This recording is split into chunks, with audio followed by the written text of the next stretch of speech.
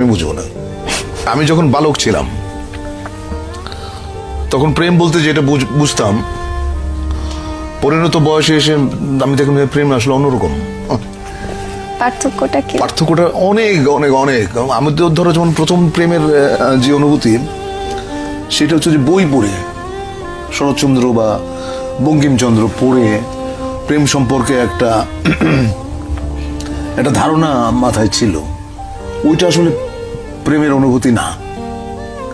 প্রেমের অনুভূতি একেবারেই অন্যরকম, একেবারেই।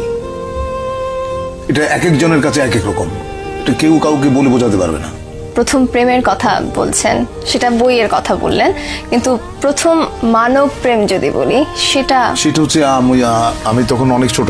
কত বয়স? কত বয়স কত হবে তখন? এই ধরো 14-15। তখন প্রেমে পড়লাম এক গার্লস স্কুলের